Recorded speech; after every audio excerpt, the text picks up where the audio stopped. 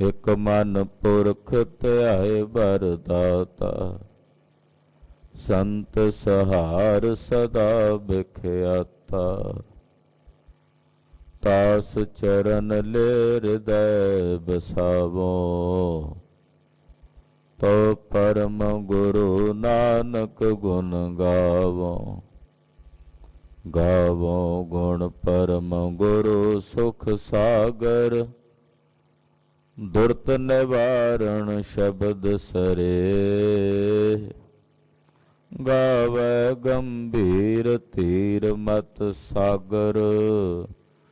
ਜੋਗੀ ਜੰਗਮ ਧਿਆਨ ਧਰੇ।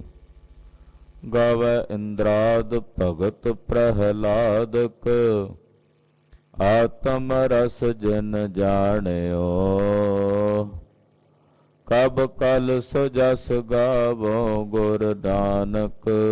ਰਾਜ ਜੋਗ ਜਿਨ ਮਾਣਿਓ। ਕਬ ਕਲ ਸੋ ਜਸ ਗਾਵੋ ਗੁਰ ਨਾਨਕ। ਰਾਜ ਜੋਗ ਜਿਨ ਮਾਣਿਓ। ਹਮ ਅਵਗੁਣ ਭਰੇ ਏਕ ਗੁਣ ਨਾਹੀ। ਅੰਮ੍ਰਿਤ ਛਾੜ ਬਿਖੈ ਬਿਖ ਖਾਈ। ਮਾਇਆ ਮੋਹ ਭਰਮ ਪੈ ਭੂਲੇ। ਸੁਤ ਦਾਰਾ ਸਿਉ ਪ੍ਰੀਤ ਲਗਾਈ। ਇਕ ਉਤਮ ਪੰਥ ਸੁਨਿਓ ਗੁਰ ਸੰਗਤ। ਤਿਹ ਮਿਲੰਤ ਜਮ ਤਰਾਸ ਮਿਟਾਈ। ਇਕ ਅਰਦਾਸ ਪਾਠ ਕੀਰਤ ਕੀ। ਗੁਰ ਰਾਮਦਾਸ ਰਾਖੋ ਸਰਣਾਈ। ਸੋ ਕਹੋ ਟਲ ਗੁਰ ਸੇਵੀਐ। ਅਹਨਸ ਸਹਜ ਸੁਭਾਏ। ਦਰਸ਼ਨ ਪਰਸੈ ਗੁਰੂ ਕੈ। ਜਨਮ ਮਰਨ ਦੁਖ ਜਾਏ। ਹੋਵੈ ਸਿਫਤ ਖਸਮਦੀ। ਨੂਰ ਅਰਸੋਂ ਕੁਰਸੋਂ ਛਟੀਐ। ਤੁਧ ਡਿਠੇ ਸੱਚੇ ਪਾਤਸ਼ਾਹ। ਮਲ ਜਨਮ ਦੀ ਕੱਟੀਐ। ਸੱਜਣ ਸੱਚਾ ਪਾਤਸ਼ਾਹ। ਸਿਰ ਸਾਹਾਦੈ ਸਾਹੋ। ਜਿਸ ਪਾਸ ਬੈਠਿਆ ਸੋਹੀਐ। ਸਭਨਾ ਦਾ ਵਿਸਾਹੋ। ਸਤਨਾਮ ਸ੍ਰੀ ਵਾਹਿਗੁਰੂ ਸਾਹਿਬ ਜੀ। ਰਾਮ ਕਲੀ ਮਹੱਲਾ ਪੰਜਵਾ। ਜਪ ਗੋਬਿੰਦ ਗੋਪਾਲ ਲਾਲ। ਰਾਮ ਨਾਮ ਸਿਮਰ ਤੂੰ ਜੀਵਹਿ। ਫਿਰ ਨਾ ਖਾਈ ਮਹਾਕਾਲ। ਜਪ ਗੋਬਿੰਦ ਗੋਪਾਲ ਲਾਲ। ਰਾਮ ਨਾਮ ਸਿਮਰ ਤੂੰ ਜੀਵਹਿ। ਫਿਰ ਨਾ ਖਾਈ ਮਹਾਕਾਲ। ਰਹਾਉ ਕੋਟ ਜਨਮ ਭ੍ਰਮ ਭ੍ਰਮ ਭ੍ਰਮ ਆਇਓ।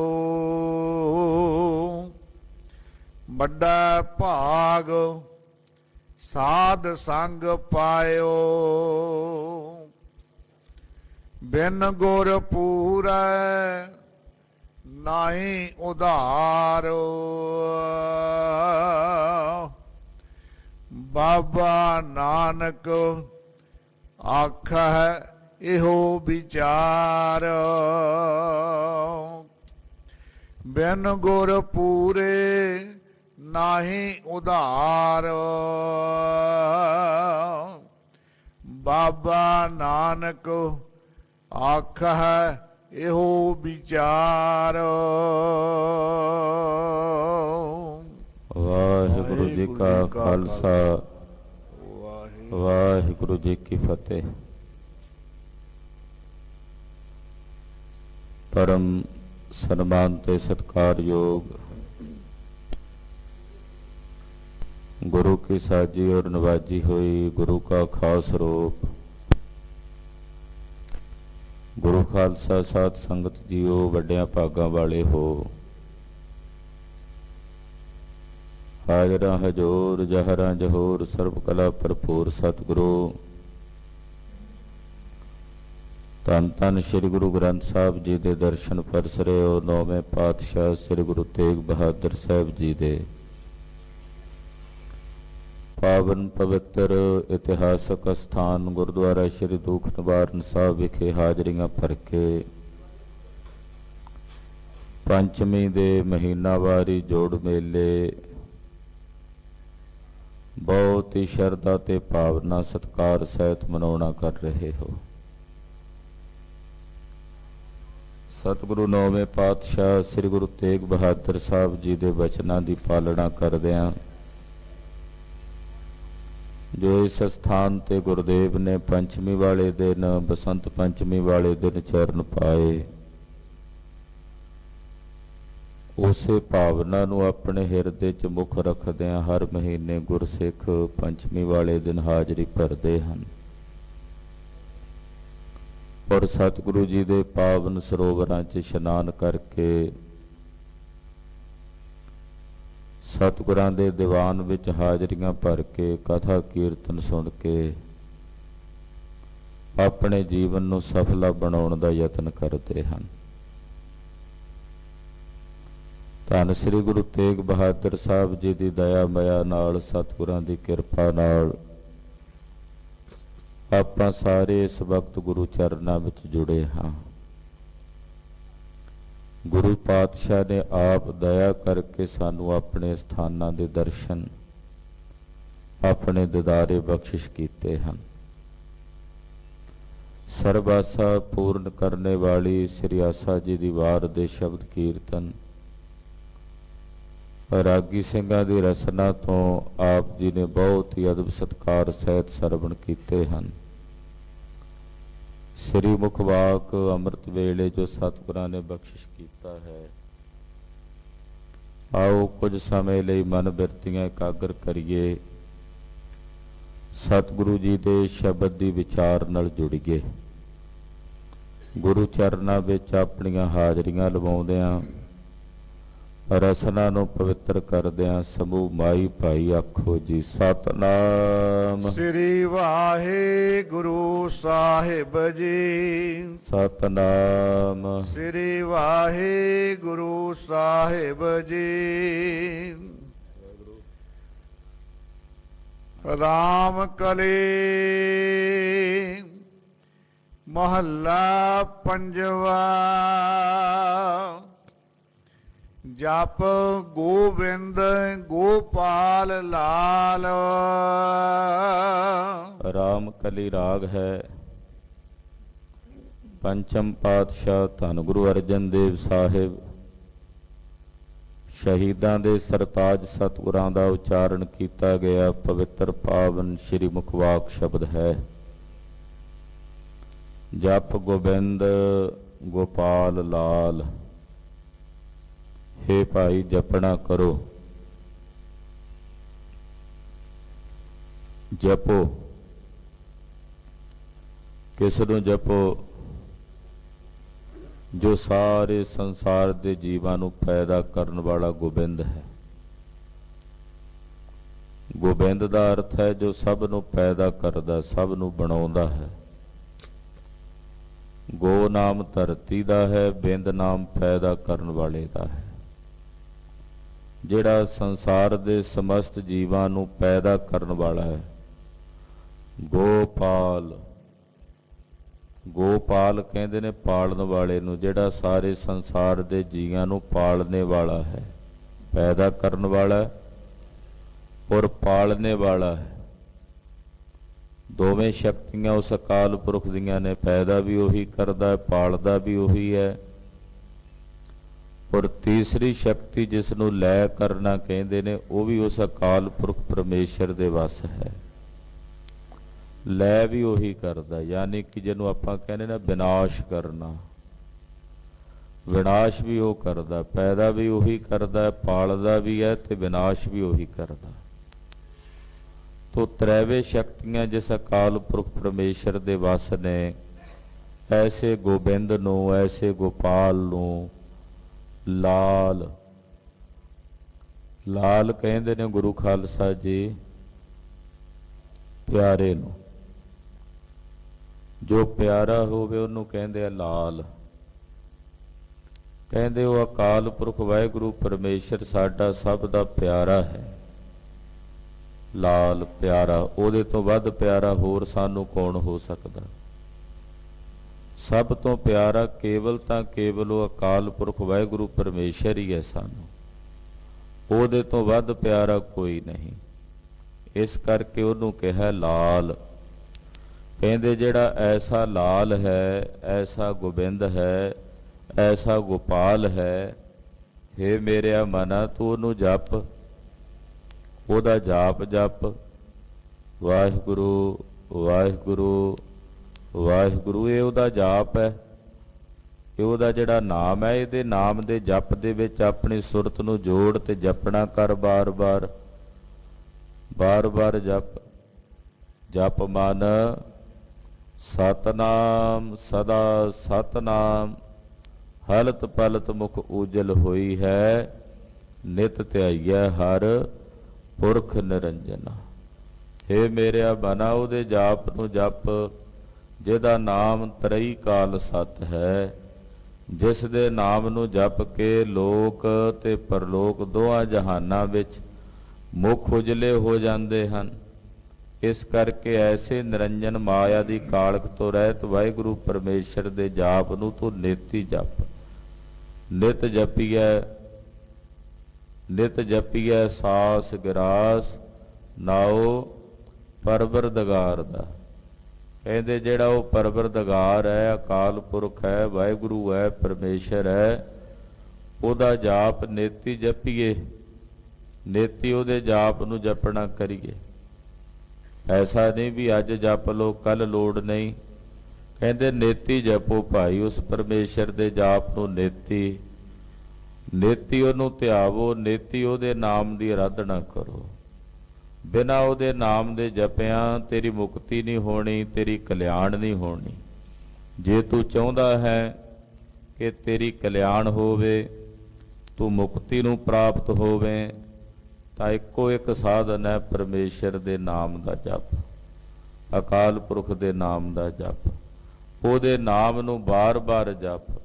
ਸਤਿਨਾਮ ਵਾਹਿਗੁਰੂ, ਸਤਿਨਾਮ ਵਾਹਿਗੁਰੂ, ਸਤਿਨਾਮ ਵਾਹਿਗੁਰੂ, ਸਤਿਨਾਮ ਵਾਹਿਗੁਰੂ, ਸਤਿਨਾਮ ਵਾਹਿਗੁਰੂ, ਸਤਿਨਾਮ ਵਾਹਿਗੁਰੂ, ਸਤਿਨਾਮ ਵਾਹਿਗੁਰੂ, ਸਤਿਨਾਮ ਵਾਹਿਗੁਰੂ, ਸਤਿਨਾਮ ਵਾਹਿਗੁਰੂ, ਸਤਿਨਾਮ ਵਾਹਿਗੁਰੂ, ਸਤਿਨਾਮ ਵਾਹਿਗੁਰੂ,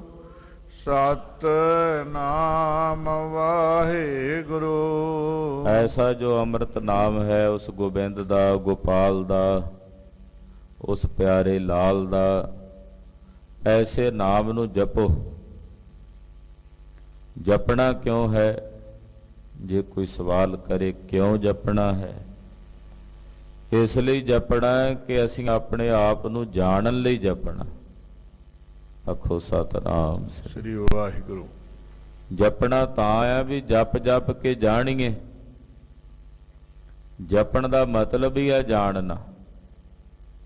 ਆਪ ਜੀ ਰੋਜ਼ ਜਪਜੀ ਸਾਹਿਬ ਚ ਪੜ੍ਹਦੇ ਹੋ ਨਾ, ਜਪ ਆਦ ਸੱਚ ਜੁਗਾਦ ਸੱਚ। ਪਹਿਲਾਂ ਜਪ ਆਇਆ ਨਾ, ਜਪ ਦਾ ਮਤਲਬ ਹੁੰਦਾ ਜਾਣਨਾ, ਜਾਣਨ ਲਈ ਜਪਣਾ। ਕੀ ਜਾਣਨਾ? ਸਾਡਾ ਸਰੂਪ ਕੀ ਹੈ, ਜਿਹਦੇ ਤੋਂ ਅਸੀਂ ਭੁੱਲੇ ਫਿਰਦੇ ਹਾਂ, ਜਿਹੜੇ ਸਰੂਪ ਦਾ ਸਾਨੂੰ ਬੋਧ ਨਹੀਂ, ਗਿਆਨ ਨਹੀਂ। ਆਪਣੇ ਉਸ ਰੂਪ ਨੂੰ ਜਾਣਨ ਲਈ ਜਪਣਾ, ਕਿ ਅਸੀਂ ਆਪਣੇ ਉਸ ਸਰੂਪ ਨੂੰ ਜਾਣ ਸਕੀਏ ਤਾਂ ਜਪਣਾ। ਬਾਰੰਬਾਰ ਬਾਰ ਪ੍ਰਭ ਜਪੀਐ ਪੀ ਅੰਮ੍ਰਿਤ ਇਹੋ ਮਨ ਤਨ ਤਰਪੀਐ। ਬਾਰ ਬਾਰ ਜਪਣਾ ਇਸੇ ਲਈ ਜਪਣਾ ਕਿ ਆਪਣੇ ਸਰੂਪ ਨੂੰ ਜਾਣ ਲਈਏ, ਸਾਨੂੰ ਆਪਣੇ ਸਰੂਪ ਦਾ ਗਿਆਨ ਹੋ ਆਵੇ, ਆਪਣੇ ਸਰੂਪ ਦਾ ਬੋਧ ਹੋ ਆਵੇ। ਇਸ ਕਰਕੇ ਜਪਣਾ ਹੈ। ਨਿਰੰਕਾਰ ਅਕਾਲ ਪੁਰਖ ਵਾਹਿਗੁਰੂ ਪਰਮੇਸ਼ਰ ਦੇ ਜਾਪ ਨੂੰ ਜਪਣਾ ਹੈ। ਰਾਮ ਨਾਮ ਸਿਮਰ ਤੂੰ ਜੀਵਹਿ, ਫਿਰ ਨਾ ਖਾਈ ਮਹਾਕਾਲ। ਰਾਮ ਦੇ ਨਾਮ ਨੂੰ ਸਿਮਰ, ਉਹਦੇ ਨਾਮ ਨੂੰ ਸਿਮਰ ਸਿਮਰ ਕੇ ਤਾਂ ਤੂੰ ਜੀਵੇਂਗਾ, ਔਰ ਐਸਾ ਜੀਵੇਂਗਾ ਕਿ ਮੁੜ ਕੇ ਕਦੇ ਮਰਨਾ ਨਹੀਂ ਹੋਵੇਗਾ। ਸ਼ਬਦ ਮਰੋ ਫਿਰ ਜੀਵੋ ਸਾਧਹੀ, ਤਾਂ ਫਿਰ ਮਰਨ ਨਾ ਹੋਈ। ਜਿਹੜੇ ਸਤਿਗੁਰੂ ਜੀ ਦੇ ਨਾਮ ਨੂੰ ਸਿਮਰ ਸਿਮਰ ਕੇ ਜੀਵਦੇ ਨੇ, ਉਹਨਾਂ ਦਾ ਮੁੜ ਕੇ ਮਰਨਾ ਨਹੀਂ ਹੁੰਦਾ। ਮਹਾਕਾਲ ਜਿਹੜਾ ਸਾਰੇ ਸੰਸਾਰ ਨੂੰ ਖਾਣ ਵਾਲਾ ਹੈ, ਕਹਿੰਦੇ ਉਹਨਾਂ ਨੂੰ ਨਹੀਂ ਖਾਂਦਾ ਜਿਹੜੇ ਉਹਦੇ ਨਾਮ ਨੂੰ ਜਪ ਕੇ ਜੀਵਦੇ ਨੇ। ਕਬੀਰ ਜੀ, ਰਵਿਦਾਸ ਜੀ, ਸਤਨਾ ਜੀ, ਸੈਣ ਜੀ, ਬ੍ਰਹਮ ਗਿਆਨੀ ਬਾਬਾ ਬੁੱਢਾ ਸਾਹਿਬ ਜੀ, ਭਾਈ ਗੁਰਦਾਸ ਜੀ, ਭਾਈ ਸਾਲੋ ਜੀ, ਭਾਈ ਬਹਿਲੋ ਜੀ, ਭਾਈ ਪਾਰੋ ਜੀ, ਪਰਮਹੰਸ ਜੀ, ਭਾਈ ਤਿਲਕੂ ਜੀ, ਬਾਬਾ ਬਿਧੀ ਚੰਦ ਸਾਹਿਬ ਜੀ, ਭਾਈ ਜੇਠਾ ਜੀ, ਕਿੰਨੇ ਕਿੰਨੇ ਨਾਮ ਰਸੀਏ ਗੁਰਸਿੱਖ ਨੇ। ਉਹ ਸਤਿਗੁਰਾਂ ਦੇ ਰਾਮ ਨਾਮ ਨੂੰ ਸਿਮਰ ਸਦਾ ਲਈ ਜੀਵਦੇ ਨੇ। ਬਾਬਾ ਬੁੱਢਾ ਸਾਹਿਬ ਜੀ ਅੱਜ ਵੀ ਨੇ, ਬਾਬਾ ਬਿਧੀ ਚੰਦ ਸਾਹਿਬ ਜੀ ਅੱਜ ਵੀ ਨੇ, ਸ਼ਹੀਦ ਭਾਈ ਮਨੀ ਸਿੰਘ ਸਾਹਿਬ ਅੱਜ ਵੀ ਹਾਜ਼ਰ ਨੇ, ਸ਼ਹੀਦ ਭਾਈ ਤਾਰੂ ਸਿੰਘ ਜੀ, ਬਾਬਾ ਜੋਰਾਵਰ ਸਿੰਘ ਜੀ, ਬਾਬਾ ਫਤਿਹ ਸਿੰਘ ਸਾਹਿਬ ਜੀ, ਇਹ ਸਾਰੇ ਮਹਾਂਪੁਰਖ ਅੱਜ ਵੀ ਹਾਜ਼ਰ ਨੇ, ਕਿਤੇ ਗਏ ਨਹੀਂ। ਕਿਉਂਕਿ ਨਾਮ ਜਪਿਆ, ਨਾਮ ਦੀ ਸਾਧਨਾ ਕਰਕੇ ਸ਼ਹੀਦੀ ਪ੍ਰਾਪਤ ਕੀਤੀ ਹੈ। ਇਸ ਕਰਕੇ ਕਾਲ ਵੀ ਉਹਨਾਂ ਨੂੰ ਖਾ ਨਹੀਂ ਸਕਿਆ। ਇੱਕ ਉਹ ਸਮਾਂ, ਇੱਕ ਇਹੋ ਜਿਹੀ ਖੇਡ ਜੋ ਕਾਲ ਤੋਂ ਪਰੇ ਦੀ ਹੈ, ਉਹ ਅਕਾਲ ਪੁਰਖ ਪਰਮੇਸ਼ਰ ਦਾ ਸਰੂਪ ਹੈ।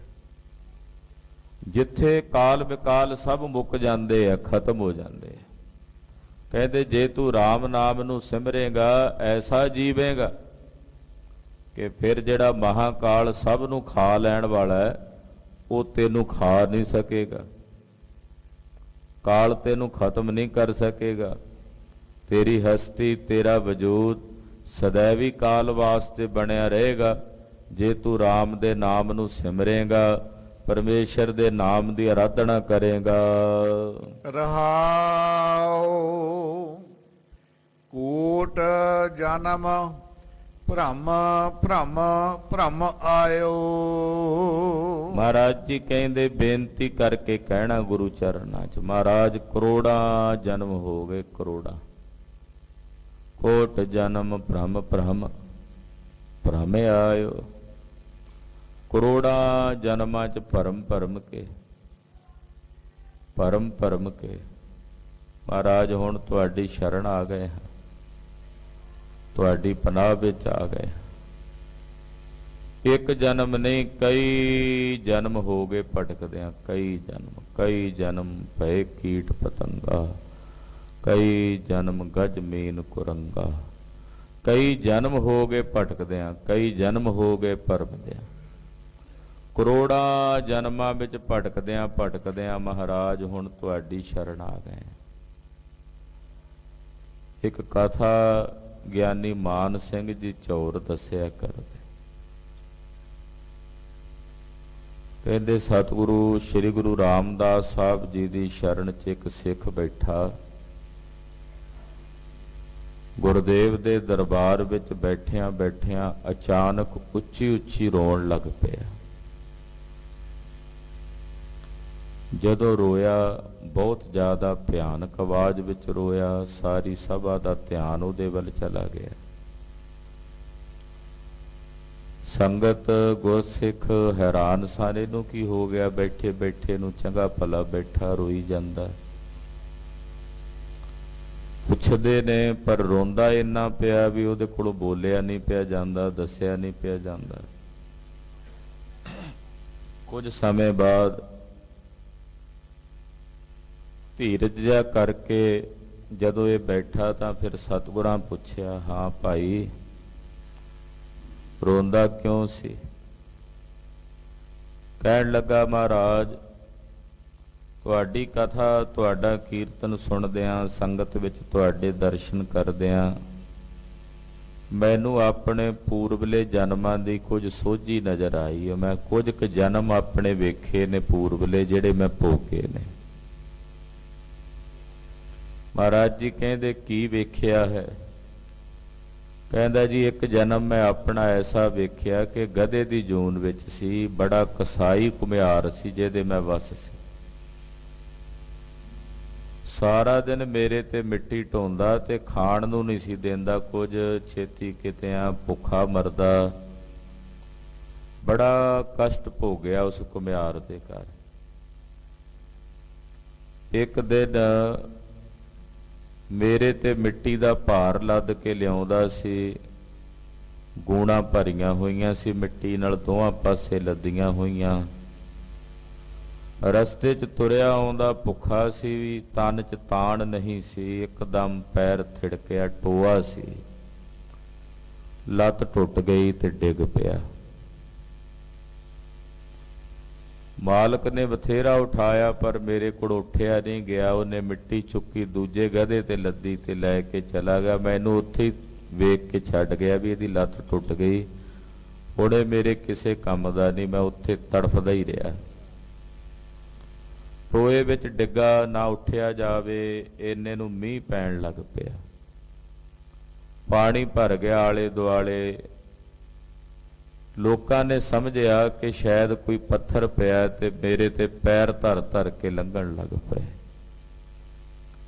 ਏਦਾਂ ਉਸ ਪਾਣੀ ਦੇ ਟੋਏ ਦੇ ਵਿੱਚ ਕਈ ਦਿਨ ਤੜਫਦਿਆਂ ਤੜਫਦਿਆਂ ਪੈਰ ਦੇ ਵਿੱਚ, ਲੱਤ ਵਿੱਚ ਕੀੜੇ ਪੈ ਗਏ ਤੇ ਮੇਰੀ ਮੌਤ ਹੋਈ, ਮਰਿਆ। ਤੇ ਅਗਲਾ ਜਨਮ ਮੈਨੂੰ ਇੱਕ ਚਿੱਚੜ ਦੀ ਜੂਨ ਦਾ ਮਿਲਿਆ ਜੋ ਕੁੱਤੇ ਦੇ ਕੰਨ ਨਾਲ ਜਾ ਲਟਕਿਆ। ਕੁੱਤਾ ਵੀ ਕੈਸਾ, ਜਿਹਦਾ ਕੰਨ ਗਲਿਆ ਹੋਇਆ ਸੀ, ਕੀੜੇ ਪਏ ਹੋਏ ਸੀ। ਉਹਦੇ ਕੰਨ ਦੇ ਨਾਲ ਚਿੱਚੜ ਬਣ ਕੇ ਲਟਕਦਾ ਰਿਹਾ, ਗੰਧ ਪੀਂਦਾ ਰਿਹਾ, ਮੈਲਾ ਕੁਚੈਲਾ ਖੂਨ ਪੀ ਪੀ ਕੇ। ਭਿਆਨਕ ਦਸ਼ਾ ਨੂੰ ਪ੍ਰਾਪਤ ਹੋ ਕੇ ਮੈਂ ਉਹ ਜੂਨੀ ਵੀ ਤਿਆਗੀ। ਮਹਾਰਾਜ, ਮੈਂ ਇਸ ਕਰਕੇ ਰੋਂਦਾ ਵੀ ਕਿੰਨੀਆਂ ਭਿਆਨਕ ਜੂਨੀਆਂ ਸਨ। ਡਰਦਾ ਹਾਂ, ਮਨ 'ਚ ਭੈ ਹੈ ਕਿ ਕਿਤੇ ਦੁਬਾਰਾ ਇਹੋ ਜਿਹੀਆਂ ਜੂਨੀਆਂ 'ਚ ਨਾ ਭਟਕਣਾ ਪਵੇ। ਮੈਂ ਰੋ ਕੇ ਇਸ ਕਰਕੇ ਤੁਹਾਡੇ ਚਰਨਾਂ 'ਚ ਬੇਨਤੀ ਕਰਦਾ, ਮਹਾਰਾਜ ਕਿਰਪਾ ਕਰਕੇ, ਦਇਆ ਕਰਕੇ ਮੇਰਾ ਹੁਣ ਜਨਮ ਮਰਨ ਕੱਟ ਦਿਓ। ਮੈਂ ਤੁਹਾਡੀ ਸ਼ਰਨ ਆ ਪਿਆ ਹਾਂ। ਇੱਥੇ ਉਸੇ ਭਾਵਨਾ ਨਾਲ ਹੀ ਬੇਨਤੀ ਕਰ ਰਹੇ ਨੇ। ਏਦਾਂ ਬੇਨਤੀ ਕਰੋ, ਕੋਟ ਜਨਮ ਭ੍ਰਮ ਭ੍ਰਮ ਭ੍ਰਮ ਆਇਓ। ਮਹਾਰਾਜ ਕਰੋੜਾਂ ਜਨਮਾਂ 'ਚ ਭਰਮ ਭਰਮ ਕੇ ਕਈ ਜੂਨੀਆਂ 'ਚ ਭਟਕ ਕੇ ਮਹਾਰਾਜ ਜੀ ਹੁਣ ਮੈਂ ਤੁਹਾਡੀ ਸ਼ਰਨ ਆ ਗਿਆ।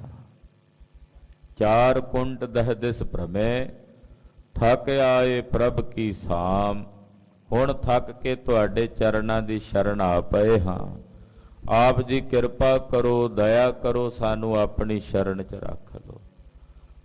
ਮਹਾਰਾਜ ਤੁਹਾਡੀ ਸ਼ਰਨ ਆ ਗਏ ਹਾਂ, ਭਰਮਦਿਆਂ ਤੁਹਾਡੀ ਪਨਾਹ ਵਿੱਚ ਆ ਗਏ ਹਾਂ। ਪ੍ਰਭ ਜਨਮ ਮਰਨ ਨਿਵਾਰ, ਹਾਰ ਪਰਿਓ ਦੁਆਰ। ਤੁਹਾਡੇ ਚਰਨਾਂ ਦੀ ਸ਼ਰਨ 'ਚ ਆ ਕੇ ਢਹਿ ਪਏ ਹਾਂ।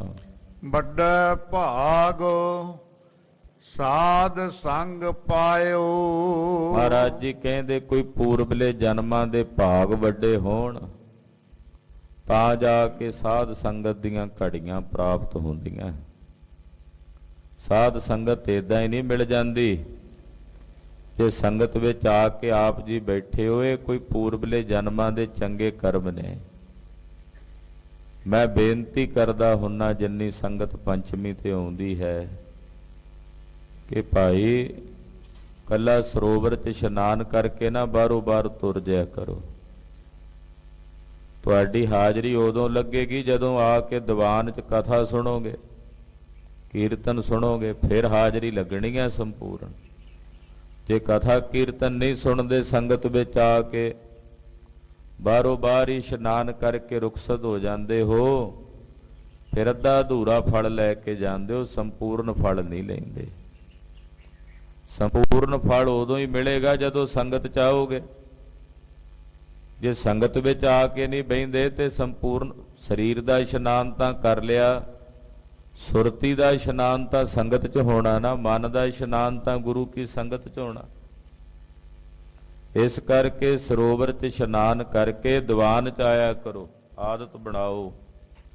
ਆਵਾਜ਼ ਸੁਣਾਈ ਦਿੰਦੀ ਹੋਵੇਗੀ ਸਰੋਵਰ ਤੇ ਵੀ, ਹੋਰ ਵੀ ਜਿਹੜੀ ਸੱਜੇ ਖੱਬੇ ਸੰਗਤ ਤੁਰੀ ਫਿਰਦੀ, ਕੋਈ ਇੱਧਰ, ਕੋਈ ਲੰਗਰ ਵਿੱਚ, ਕੋਈ ਕਿਤੇ, ਸਭ ਦੇ ਚਰਨਾਂ ਵਿੱਚ ਇਹੀ ਬੇਨਤੀ ਹੈ ਭਾਈ ਕਿ ਸੰਗਤ ਵਿੱਚ ਆ ਕੇ ਜ਼ਰੂਰ ਬੈਠਿਆ ਕਰੋ ਦੀਵਾਨ, ਜਿੱਥੇ ਕਥਾ ਹੋਵੇ, ਕੀਰਤਨ ਹੋਵੇ, ਕਿਉਂਕਿ ਇੱਥੇ ਸੁਰਤੀ ਦਾ ਇਸ਼ਨਾਨ ਹੁੰਦਾ। ਭਾਗਾਂ ਨਾਲ ਇਹ ਸੰਗਤ ਮਿਲਦੀ ਹੈ। ਇੰਨੀ ਮਿਹਨਤ ਕਰਕੇ ਦੂਰੋਂ ਦੁਰਾਡਿਓਂ ਘਰਾਂ ਦੇ ਕੰਮ ਧੰਦੇ ਛੱਡ ਕੇ ਆਉਂਦੇ ਹੋ ਤੇ ਫਿਰ ਵੀ ਲਾਭ ਨਾ ਲੈ ਸਕੋ, ਫਿਰ ਔਖਾ ਕੰਮ ਹੈ ਨਾ। ਤੋ ਲਾਭ ਲਵੋ। ਤੋ ਸਤ ਸੰਗਤ ਦੀਆਂ ਘੜੀਆਂ ਵੱਡਿਆਂ ਭਾਗਾਂ ਕਰਕੇ ਪ੍ਰਾਪਤ ਹੁੰਦੀਆਂ। ਬਿਨਾਂ ਭਾਗਾਂ ਤੋਂ ਸਾਧ ਸੰਗਤ ਦੀਆਂ ਘੜੀਆਂ ਪ੍ਰਾਪਤ ਨਹੀਂ ਹੁੰਦੀਆਂ। ਵਡ ਭਾਗੀ ਹਰ ਸੰਗਤ ਪਾਵੈ, ਭਾਗਹੀਣ ਭਰਮ ਚੋਟਾਂ ਖਾਵੈ। ਭਾਗਾਂ ਕਰਕੇ ਸਾਧ ਸੰਗਤ ਦੀਆਂ ਘੜੀਆਂ ਪ੍ਰਾਪਤ ਹੁੰਦੀਆਂ। ਵਡ ਭਾਗੀ ਸਾਧ ਸੰਗ ਪ੍ਰਾਪਤ, ਭੇਟਤ ਦੁਰਮਤ ਖੋਈ। ਵੱਡਿਆਂ ਭਾਗਾਂ ਕਰਕੇ ਸਾਧ ਸੰਗਤ ਦੀਆਂ ਘੜੀਆਂ ਪ੍ਰਾਪਤ ਹੁੰਦੀਆਂ ਹਨ। ਬਿਨ ਗੁਰ ਪੂਰੇ ਨਾਹੀ ਉਧਾਰ। ਇਹ ਭਾਈ ਪੂਰੇ ਗੁਰੂ ਤੋਂ ਬਿਨਾਂ ਇਹਦਾ ਉਧਾਰ ਨਹੀਂ ਹੋਣਾ। ਜੀਵ ਦਾ ਉਧਾਰ ਹੋਣਾ ਪੂਰੇ ਗੁਰੂ ਦੀ ਸ਼ਰਨ ਚ ਪੈ ਕੇ। ਬਿਨ ਗੁਰ ਪੂਰੇ ਨਾਹੀ ਉਧਾਰ। ਬਿਨਾਂ ਗੁਰੂ ਪੂਰੇ ਤੋਂ ਉਧਾਰ ਨਹੀਂ ਹੋਣਾ। ਕੁੰਭੇ ਬੱਧਾ ਜਲ ਰਹਿ, ਜਲ ਬਿਨ ਕੁੰਭ ਨਾ ਹੋਏ। ਗਿਆਨ ਕਾ ਬੱਧਾ ਮਨ ਰਹਿ, ਗੁਰ ਬਿਨ ਗਿਆਨ ਨਾ ਹੋਏ। ਤੇ ਜਦੋਂ ਤੱਕ ਗਿਆਨ ਨਹੀਂ ਹੁੰਦਾ ਉਦੋਂ ਤੱਕ ਮੁਕਤੀ ਨਹੀਂ ਹੁੰਦੀ, ਉਧਾਰ ਨਹੀਂ ਹੁੰਦਾ। ਤੋ ਗਿਆਨ ਕਿੱਥੋਂ ਮਿਲਣਾ? ਗਿਆਨ ਗੁਰੂ ਤੋਂ ਮਿਲਣਾ ਹੈ। ਇਸ ਕਰਕੇ ਗੁਰੂ ਬਿਨਾਂ ਗਤ ਨਹੀਂ ਹੋਣੀ। ਕਹਾਵਤ ਹੈ ਨਾ, ਆਪਣੇ ਆਮ ਪੰਜਾਬ 'ਚ ਪੜ੍ਹਦੇ ਹਾਂ, ਬੋਲਦੇ ਹਾਂ ਕਿ ਸ਼ਾਹ ਬਿਨਾਂ ਪਤ ਨਹੀਂ, ਗੁਰੂ ਬਿਨਾਂ ਗਤ ਨਹੀਂ। ਜਿਵੇਂ ਸ਼ਾਹ ਬਿਨਾਂ ਪਤ ਨਹੀਂ ਰਹਿੰਦੀ। ਸ਼ਾਹ ਕਹਿੰਦੇ ਜਿਹੜੇ ਆ ਕਰਜ਼ਾ ਦਿੰਦੇ ਆ, ਅੱਜ ਕੱਲ੍ਹ ਚਲੋ ਬੈਂਕ ਆਦਿਕ ਹੁੰਦੇ, ਪਹਿਲੇ ਸਮਿਆਂ 'ਚ ਸ਼ਾਹੂਕਾਰ ਹੁੰਦੇ, ਹੁਣ ਵੀ ਕਰਦੇ ਆ ਫਾਈਨੈਂਸ ਕਹਿ ਕੇ। ਕਈ ਤਾਂ ਬਹੁਤੇ ਲੋਕਾਂ ਦਾ ਗਲਾ ਵੱਢਦੇ ਆ ਫਾਈਨੈਂਸ ਦੇ ਨਾਂ ਤੇ, ਵਿਆਜ ਦੇ ਨਾਂ ਦੇ ਉੱਤੇ। ਇੰਨਾ ਜ਼ਿਆਦਾ ਵਿਆਜ, ਕਈ ਵਾਰੀ ਸੁਣੀਦਾ ਇਸੇ ਸਮਾਜ 'ਚ ਰਹਿੰਦੇ ਆ, ਕਈ ਵਾਰੀ ਗਿਲਾਨੀ ਆਉਣ ਲੱਗ ਪੈਂਦੀ ਹੈ ਮਨ 'ਚ ਵੀ 10-10%, 8-8%, 5-5, 6-6, 7-7% ਪੈਸਾ ਲੈਂਦੇ ਲੋਕਾਂ ਕੋਲੋਂ ਵਿਆਜ ਦਾ। ਹਾਲਾਂਕਿ ਆਮ ਕਰਕੇ ਸਮਾਜ ਵਿੱਚ ਉੱਦਾਂ 1-2% ਤੇ ਵਰਤਾਰਾ ਵਰਤਦਾ ਹੈ, ਪਰ 10-10%, ਕਈ ਤਾਂ 20-20% ਵੀ ਵਿਆਜ ਖਾਈ ਜਾਂਦੇ। ਉਹ ਮੂਲ ਹੀ ਨਹੀਂ ਮੁੱਕਦਾ, ਉਹਨਾਂ ਵਿਆਜ ਹੀ ਨਹੀਂ ਮੁੱਕਦਾ, ਵਿਚਾਰੇ ਮੂਲ ਕਦੋਂ ਤਾਰਨ। ਇਦਾਂ ਦਾ ਆਲਮ ਬਣਿਆ ਪਿਆ ਹੈ। ਉਹ ਖੈਰ ਪੁਰਾਣੇ ਸਮਿਆਂ 'ਚ ਸ਼ਾਹੂਕਾਰ ਕਰਜ਼ਾ ਦਿੰਦੇ ਤੇ ਲੋਕਾਂ ਦੀ ਪੱਤ ਰਹਿ ਆਉਂਦੀ। ਜੇ ਕਿਸੇ ਕੰਮ ਧੰਦੇ ਦੀ ਲੋੜ ਪੈਂਦੀ, ਉਹ ਸ਼ਾਹੂਕਾਰ ਕੋਲ ਜਾ ਕੇ ਪੈਸਾ ਲੈਂਦੇ, ਪੱਤ ਰਹਿ ਜਾਂਦੇ।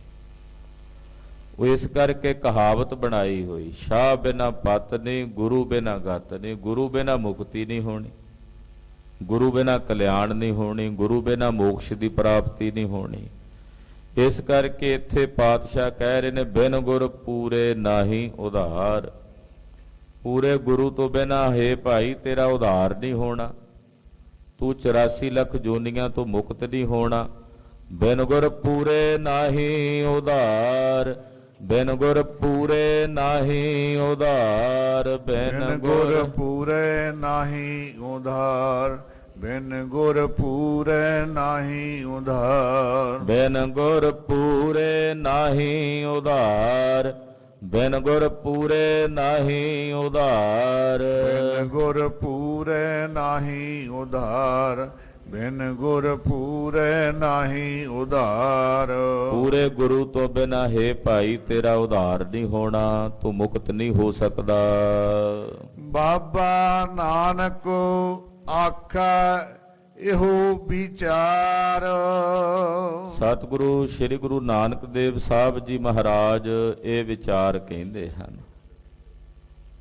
ਇਹ ਵਿਚਾਰ ਸਤਿਗੁਰੂ ਜੀ ਨੇ ਕਹੀ ਹੈ ਤੇ ਜਿਹੜੇ ਇਸ ਵਿਚਾਰ ਨੂੰ ਸ਼ਬਦ ਨੂੰ ਵਿਚਾਰਨਗੇ ਉਹਨਾਂ ਨੂੰ ਇਸ ਗੱਲ ਦਾ ਬੋਧ ਹੋਵੇਗਾ ਕਿ ਗੁਰੂ ਬਿਨਾ ਮੁਕਤੀ ਨਹੀਂ ਹੋਣੀ, ਗੁਰੂ ਬਿਨਾ ਉਧਾਰ ਨਹੀਂ ਹੋਣਾ।